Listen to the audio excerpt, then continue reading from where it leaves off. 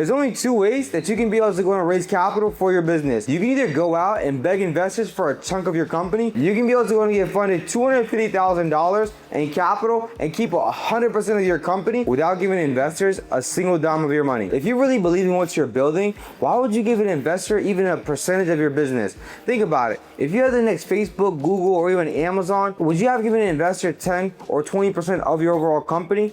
Exactly, you definitely would have. So instead of being able to go and get an investor 20, 30, even 40%, and them telling you how to be able to go and run your own company, there's a better way. That's exactly why in the next 12 minutes, I'm gonna break down everything you need to know on how to be able to go and scale and fund your company without selling your soul. Now, let's be real here. You started your business because you wanted to be able to build something that's real, but more importantly, you wanted to build something that was yours. Now, most people, whenever they start a business, they think that they automatically need to get investors. They need to be able to go and get outside capital before they ever launch their product. That's completely the wrong way of thinking, because if your idea is not validated by the market, no sort of money is ever going to help out. Because what's really going to happen, right, is that if no one's buying your product, it doesn't matter if you raise $100 million or even $1 billion.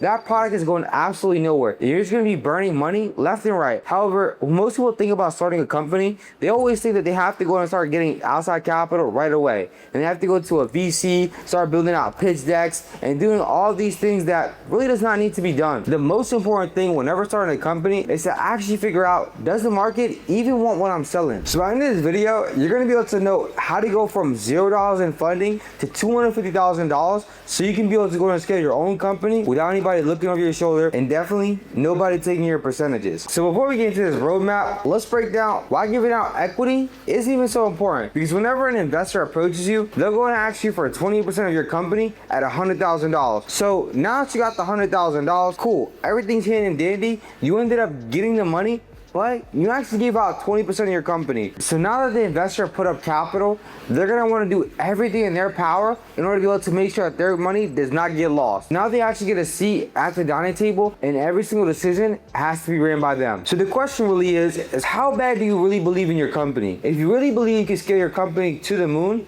why would you ever give a piece away? Exactly, you wouldn't, and I wouldn't even recommend it, because quite frankly, there's a better way. So the great part about business credit is that it doesn't show up on your personal credit whatsoever. So you can be able to go and get approved for $100, $200, even $300,000, and it won't show up on your personal credit report. But the most important thing before you ever apply for any type of business funding is to make sure you have the right structure in place. You really want to make sure that your business looks like a business and not just a side hustle. Once you start to have a business phone number, once you start to have a business address, and you also have a business website, between me and you, the bank won't tell you this, but it really makes a huge difference, because now the bank looks at you a lot more seriously than if you would have just had your home address, your own personal phone number. It looked very sloppy. So after we have our business completely separate from our personal structure, what we really want to be able to do is to make sure that we're in a low risk industry. Please, for the life of me, do not put marketing, do not put consulting. It's all high risk at this point. It was very low risk a couple of years ago,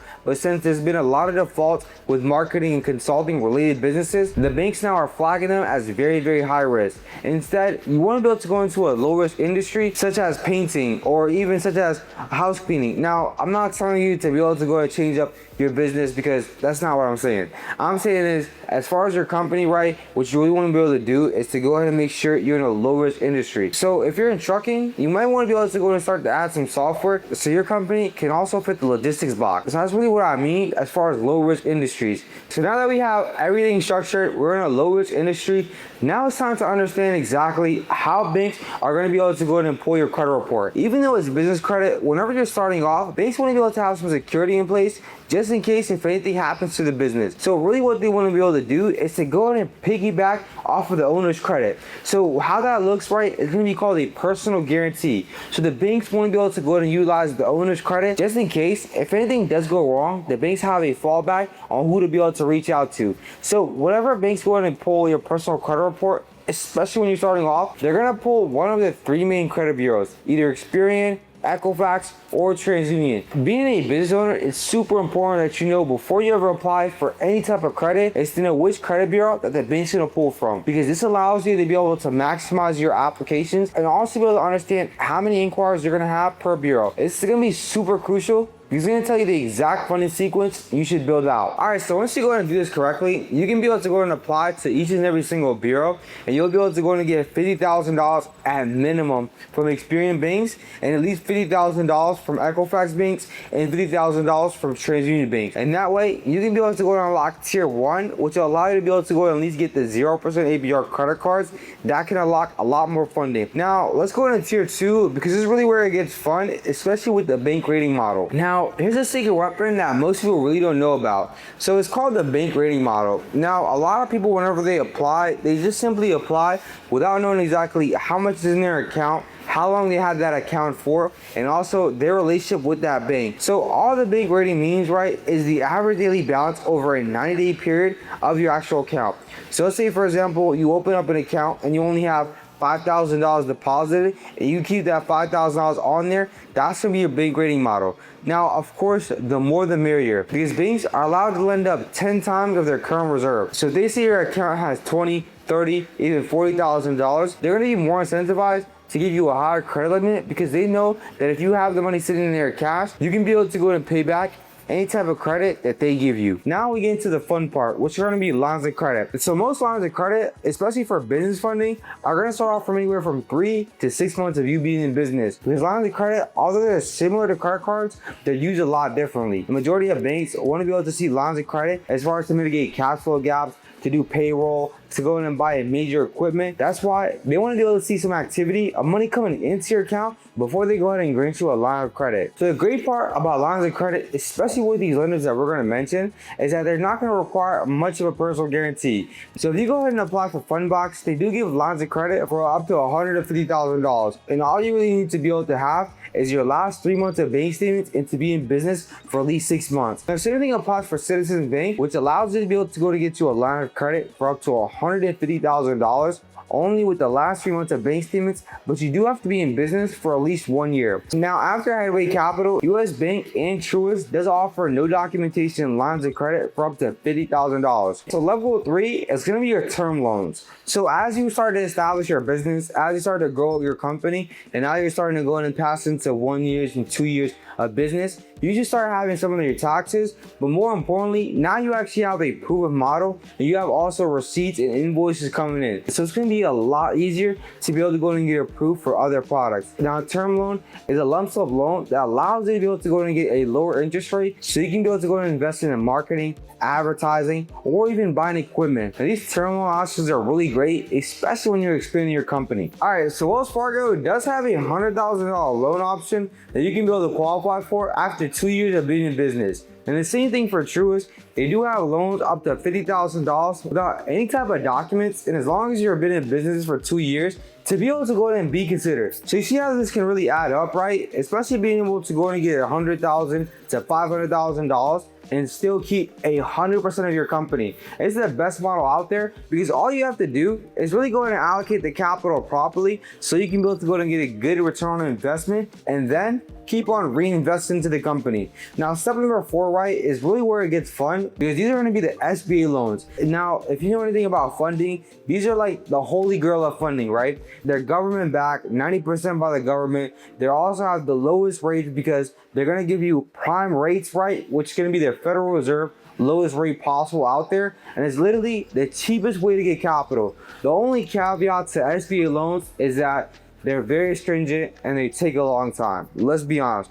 We ended up helping out a client get a $1.3 million loan, and it still took us around 52 days. SBA loans are going to take anywhere from 3 to 4 months just to be able to go and get done. The government is always slow. They want to be able to get as much paper as possible, right? And so that's really how we break it down. So especially when you're starting off your journey, there's going to be low dot and there's going to be full dot. So anything that's full dot is going to be with the SBA. And the only caveat, especially to the term loans for the SBA, which is one of the most popular loans, is a 7(a) loan for the SBA, is that you need to be able to be in business for at least 2 years. And that's why the SBA loans are safe for last, because you need to be able to go through everything else as far as credit cards, as far as lines of credit, as far as term loans, right, which are issued out directly from the bank. Now with the SBA loans, since they're backed by the government, and have the best rates possible. So according to the SBA, the maximum amount of funding that you can be able to go and get for an SBA loan is $5 million. It's $5 million. Whatever you need for your business, you can be able to use it for your SBA loan. So 90% is going to be financed directly with the bank, and the other 10% is going to be the owner's contribution. You need to be able to go and invest at least 10% so you can be able to get approved for the SBA. So whenever you see people buying businesses, usually what they'll do, right, is they'll have the SBA lend up 90%, and they'll actually go and put that capital for that 10%, or they'll be able to go and find an investor or a solid partner that can be able to help them put up the 10%. That's definitely one way that you can get creative with your SBA financing. And trust me, you're a bigger boss if you're able to go and get approved for $1 million loan than just simply having $1 million. It takes a lot more documentation and also a lot more paperwork to be able to go to get approved for $1 million loan. So after you went ahead and got to the SBA loan, this is exactly where you're able to go and keep 100% of your company without taking any outside capital. Now, of course, if you want to be able to go and keep on growing your company and scaling your company, then you can always be able to go and talk to investors. And the best part about this, right, is since you have so much leverage, you can have a lot more favorable terms with the investors than if you would have started raising capital right off the bat. All right, so let's go ahead and break this down, right? So you have level one, right, which is business credit cards, anywhere from $25,000 to $50,000. And you can even go up a little bit more, but we're gonna keep it conservative for now and stay up to $50,000.